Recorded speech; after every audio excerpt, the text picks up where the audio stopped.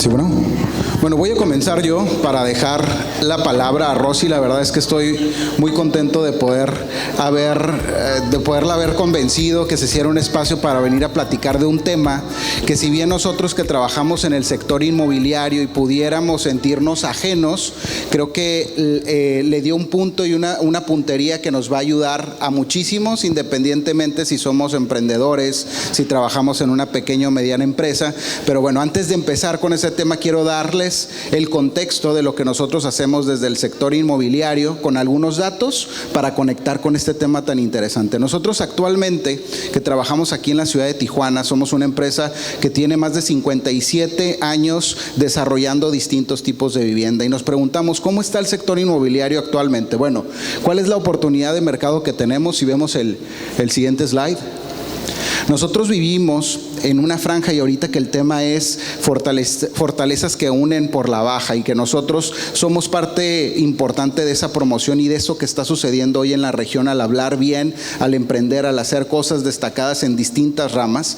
Bueno, pues tenemos una población que abarca Tijuana, Rosarito y Ensenada, con una población aproximada de 2,5 millones de habitantes. En estos 2,5 millones existen más de 772,000 viviendas actualmente, de las cuales el 61% son viviendas propias. ¿Ok? 61% son viviendas propias, 12% son viviendas prestadas y 25% son viviendas que se rentan. Ese es el mercado y el panorama inmobiliario que tenemos hoy las inmobiliarias, de las cuales estas que son propias, el 21% son viviendas que se mandaron construir de alguna manera.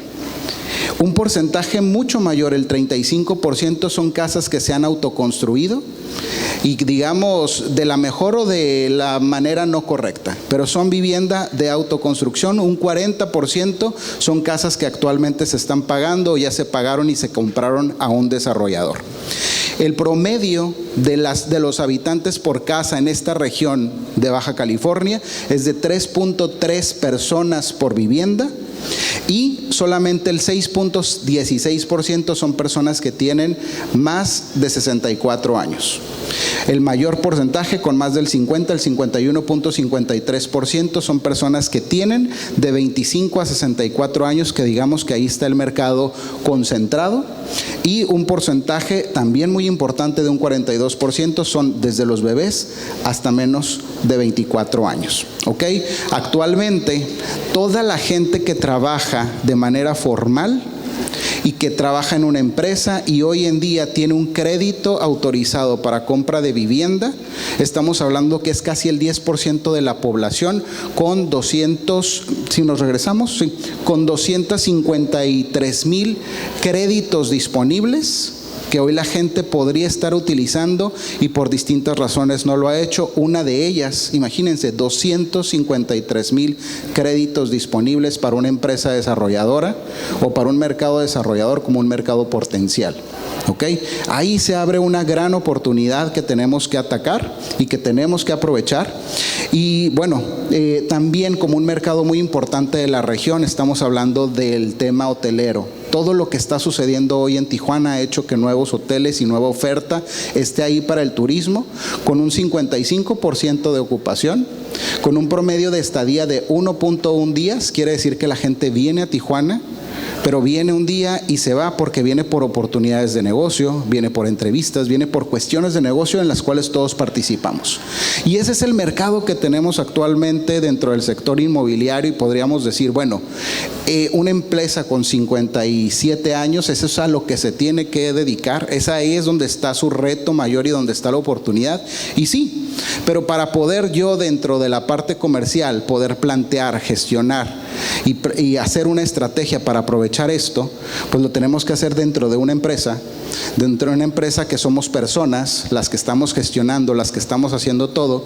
Y cuando se trata de una empresa familiar, pues existen ciertas dinámicas muy importantes y muy propias de este tipo de negocios, que es donde creo que todos lo hemos vivido de alguna u otra manera. Y por tanto, Rosy Peraza, que es la directora de finanzas, pero que también es especialista en estos temas relacionales, pues nos viene a platicar de ese gran reto de las empresas familiares, que no solamente tienen que ver con el sector inmobiliario y que debemos poder aprovechar para poder tener esas oportunidades de mercado como lo que vemos. Y nada más como un dato final, la estadística dice que entre el 2000 y el 2050, la población esta que estamos hablando de 2.500.000 para esta región, que está por encima de la media nacional de crecimiento, va a crecer en un 101%.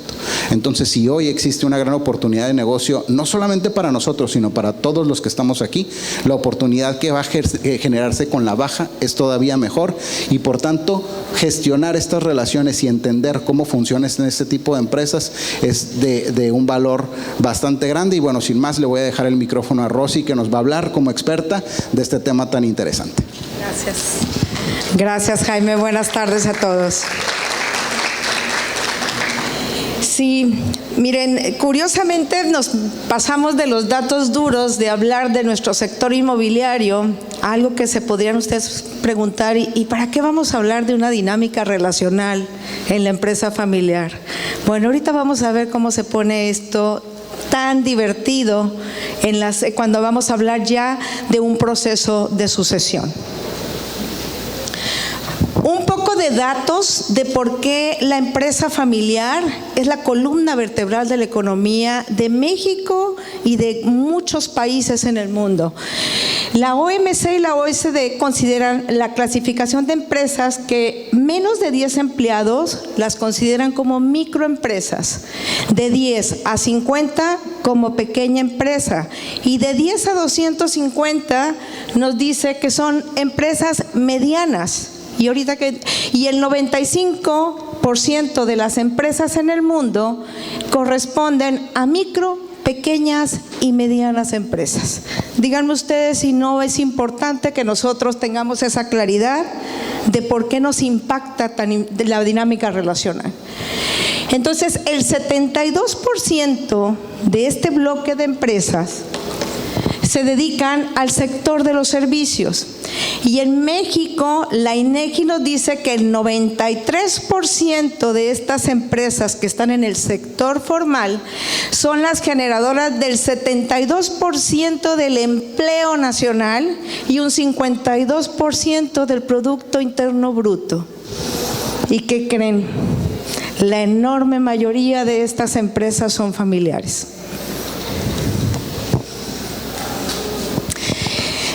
Nace una empresa familiar, y nos vamos a ir a algo que lo he estado escuchando a lo largo de las otras intervenciones que han tenido y cómo está todo conectado, ¿no?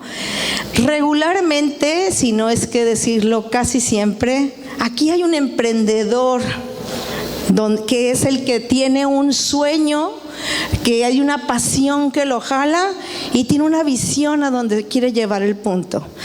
Todo eso que se va gestando en conjunto es lo que da el nacimiento a la empresa, ¿ok? Hablamos de nuevo de un don y un talento que a muchos emprendedores les costó muchísimo darse cuenta, identificar para qué soy bueno y me gusta hacerlo, y lo estaría haciendo aún sin que me paguen, y lo voy a disfrutar. Y nos vamos a remontar acá a esto que es tan básico y que lo hemos escuchado el día de hoy, hablar de los dones y talentos. Decía Daniel hace rato, identifica con que tengas uno y lo puedas descubrir, ese es el camino. Aquí regularmente el socio fundador de la empresa lo descubre, pero es su sueño, es su don, es su talento. Entonces a él le es muy práctico estar en este cuadrante donde le gusta hacer las cosas, le es fácil, y lo que le es difícil lo aprende. ¿Por qué? Porque le gusta. Dice, no lo sé hacer, pero lo voy a aprender a hacer, y hay una fuerza interior que lo mueve y lo consigue. Así nacen las empresas. Pero fíjense toda esta energía, toda esta pasión de la que estamos hablando. Y bueno, ya tenemos la empresa y empieza esta empresa a funcionar, empezamos a evolucionar, y ya de repente, bueno, a lo mejor empezó la empresa, o bien era una sociedad de hermanos que nos ha tocado verlos. Y de repente, bueno, tenemos a 2 hermanos que son socios o a un solo socio. Y bueno, va creciendo la familia, regularmente es joven. Me estoy yendo a las estadísticas globales. Se simplifica todo, es familia joven, a lo mejor están solteros, aún no hay hijos, pero vamos evolucionando, va arrancando la empresa y bueno, la familia va creciendo. ¿Ok? Ya cuando menos pensamos, ya tenemos consorcios de primos. Ya no somos nada más mi hermano y yo. Ya mi hermano se casó, tuvo hijos y yo me casé y tengo hijos. Entonces vamos ya buscando en el punto 2 en la familia que a lo mejor quieren empezar a entrar a la familia y luego la empresa empieza a crecer, a expandirse y estos 3, esta triada que es la que nos guía, en donde somos dueños de empresa, pero también somos familia y también hay una empresa que opera, es donde empieza esta complejidad. Y los 3 son sistemas independientes, pero que en ocasiones operan de una manera tan perfecta que es bien difícil identificarlos. No sé si a alguno de ustedes les haya tocado ver esto, o conozcan alguna empresa familiar donde todos estos ingredientes estén dando juntos. Y aquí empezamos ya a hablar de dinámica relacional. ¿Creen ustedes que era mucho más fácil ponerse de acuerdo a 2 hermanos o a uno solo en lugar de ya tener a 10 personas en la familia? Que ya entraron los hijos, los sobrinos y todo el mundo quiere opinar. ¿Ustedes creen que no se modificó un poquito la dinámica de la empresa en la toma de decisiones cuando ya tenemos un consorcio de primos que está ahí en la empresa? Ya del dueño, ya no era nada más el dueño y el hermano, sino que la familia va creciendo. Y bueno, la constante va a ser que exponencialmente la familia va a crecer. Entonces va a llegar un momento que ese consorcio de primos se van a primo primero, segundo, tercero y al rato pues nos faltan empresas si queremos darles puestos a todos, ¿no? ¿Cómo se va dando la relación en las distintas, en la relación padre-hijo? Por favor, sin distinción de género, nada más en generalidad, en las distintas etapas de la vida. Aquí estamos analizando lo que es una tradición familiar en donde el legado o el mandato dice en la empresa que yo estoy que mi hijo también aprenda y vaya conociendo el negocio, ¿no? Bueno, cuando el hijo está en una edad entre los 17 y los 22 años, la relación, y el papá está como en los 40, pues sí hay una relación, hay tensión, ¿no? Hay una inmadurez, todavía aquí hay un quererse comer el mundo, hay mi papá no lo sabe, mi papá no está modernizado, ya el mundo ya cambió y empiezan estos choques, ¿no? Luego a los 22, 33, el hijo ya terminó la universidad, probablemente ya se va a casar o ya se casó y el papá está en sus 50 y ya hay otra forma, ya hay una madurez propia de la edad, ya hubo vivencias que le tocaron y es una etapa de plenitud en la relación padre-hijo, hablándolo cuando están en la empresa familiar. Y bueno, por último es cuando ya a los 34, 40, ya ese hijo, a lo mejor tiene hijos ya que están demandando mayor educación, mayores necesidades y demás. El papá son 60, está en sus 60 y ¿cuándo te vas a ir, no? ¿Cuándo te vas, papá? ¿Cuándo esto va a ser mío? Y empieza a gestarse una tensión distinta a la que se vivió a los 17, 22 años. ¿Por qué? Porque consideran que el paso natural fue que eso es de ellos. ¿Ok? Y aquí toda esta dinámica relacional acá impacta toda la empresa. Se vive a la expectativa, se genera una tensión y en momentos vivimos hasta parálisis. Ahora bien, es recomendable que la empresa familiar esté dirigida por integrantes de la familia. Y lo puse ahí con unas letras grandototas, que es la respuesta favorita siempre de depende. ¿Por qué depende? Depende de que no debemos perder de vista algo. Aquel soñador visionario que hizo empresa y no hizo un negocio, la hizo buscando trascender, tener una permanencia, crecer y ¿saben qué? Generar utilidades. Entonces, si hablamos de que si es bueno o malo, o que la empresa la dirijan los hijos, por eso digo depende. ¿Por qué? Porque tenemos, la empresa sobre todas las cosas debe tener su razón de ser y su propósito.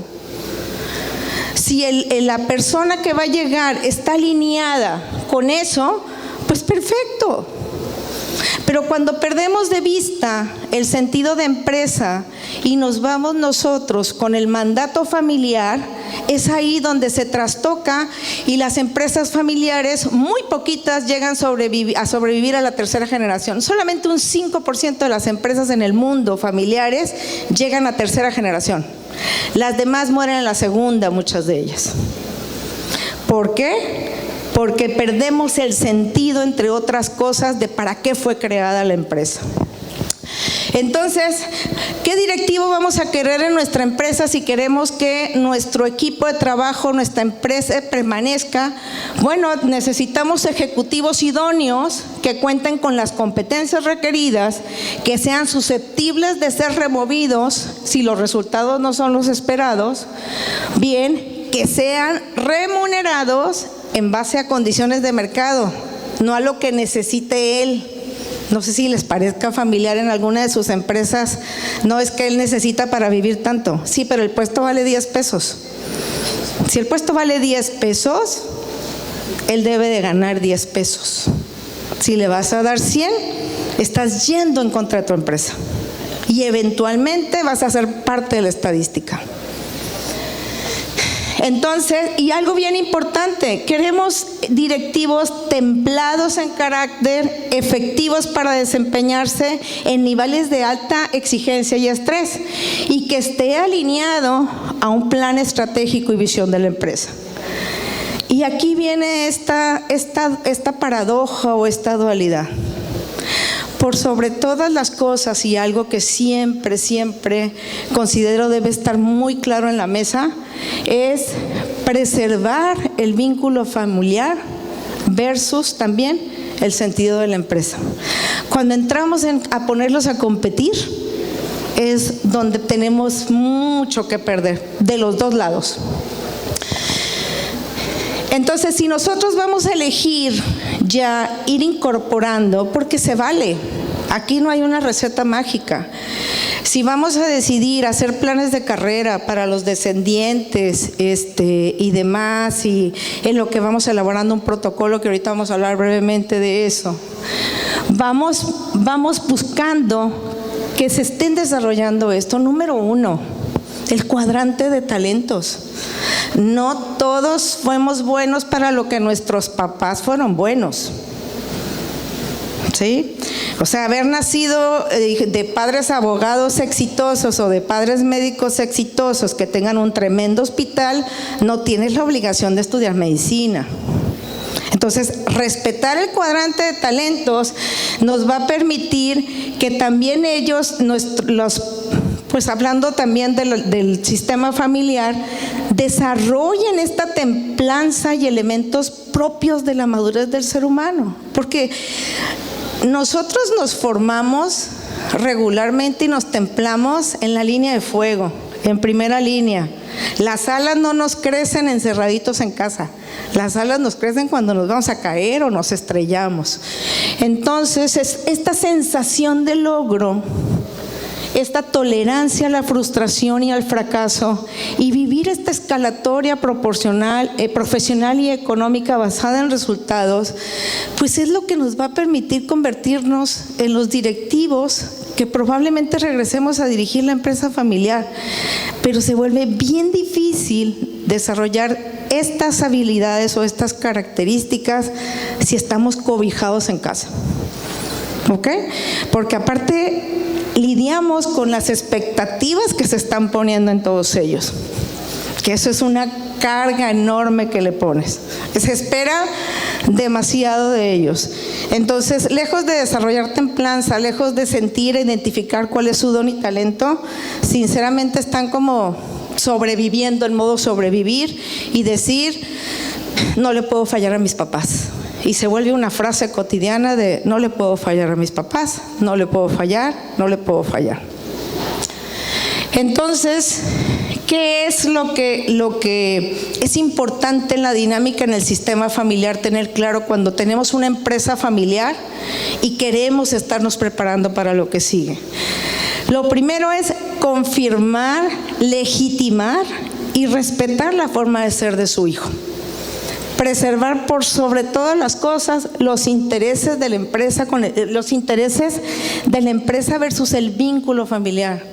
De veras, es legitimar, porque si yo sigo pensando que a mi hijo lo puedo arreglar, o a mi hijo lo puedo hacer que aprenda otras habilidades, o a mi hijo lo puedo hacer que si va acá y se convierta en esto, y pongo todo el enfoque en ello, en lugar de brincar al siguiente paso y decir, nadie dijo que todos teníamos que trabajar en la empresa.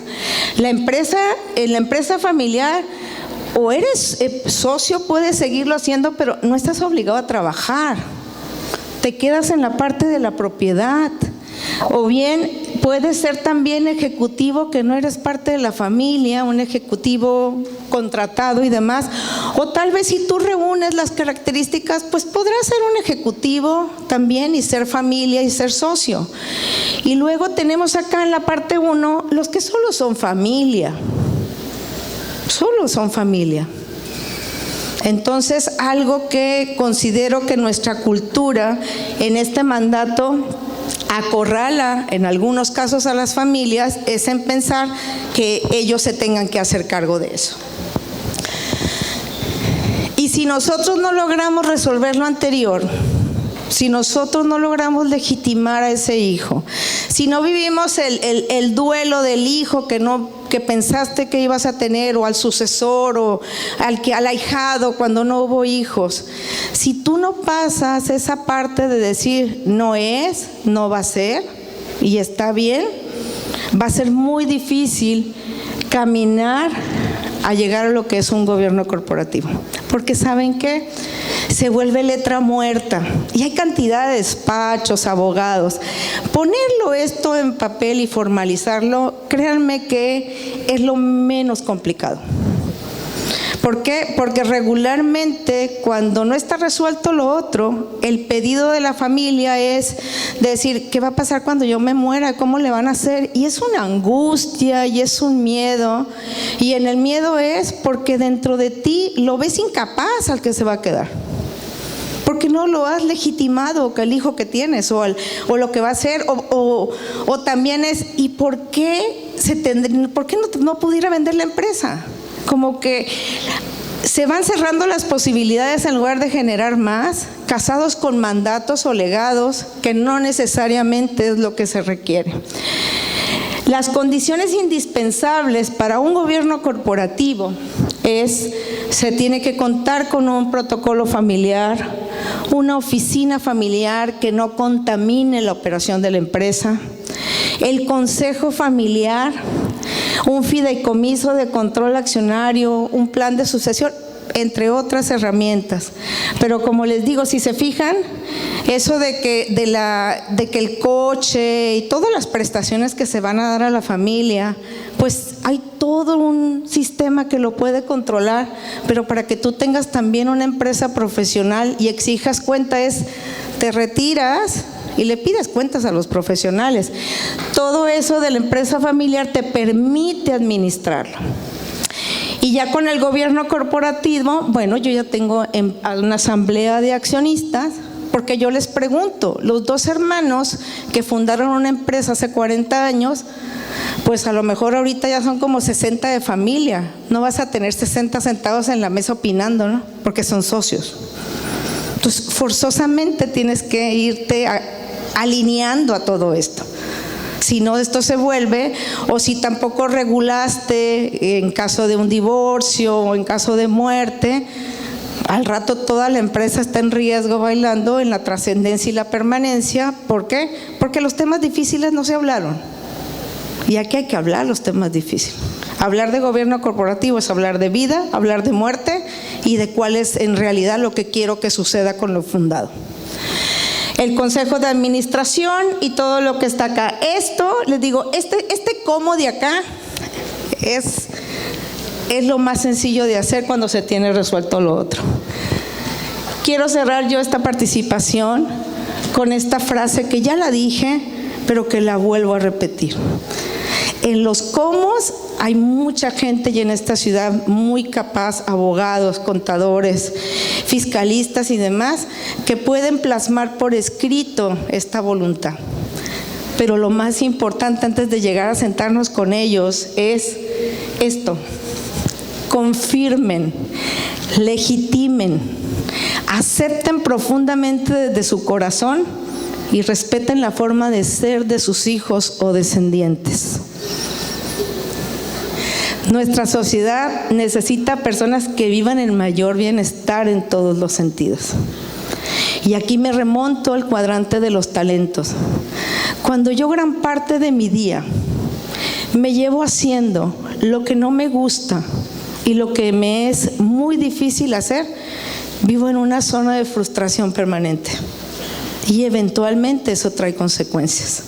Eventualmente esta sociedad se va llenando de personas frustradas, lejos de vivir desde su don y desde lo que las hace felices.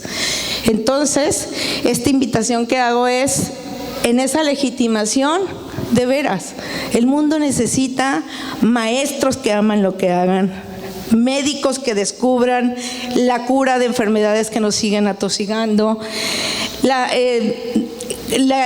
desigualdad. Ya hablo mucho de carreras como filosofía, sociología, de decir, oigan, ¿quién se está preocupando por esta desigualdad que tenemos con el mundo? Todas esas profesiones, de cierta manera, las tenemos como relegadas. Cada día tenemos menos investigadores. Y el mundo necesita eso, de veras. Muchas gracias.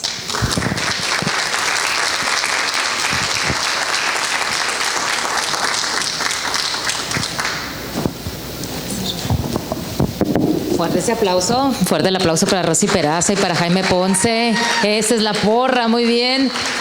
Gracias por sus consejos. Invito a Zaida Muriel para que nos acompañe aquí en el escenario para hacerles entrega de su merecido reconocimiento, por supuesto.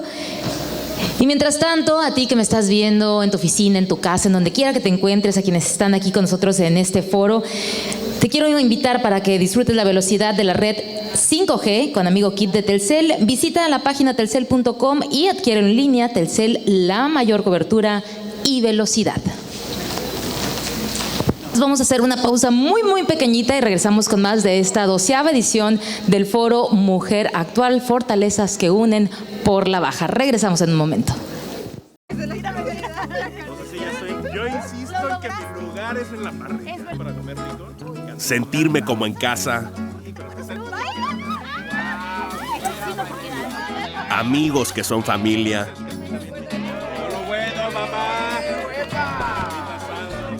Carne asada y una Coca-Cola bien helada. Esa es mi receta mágica.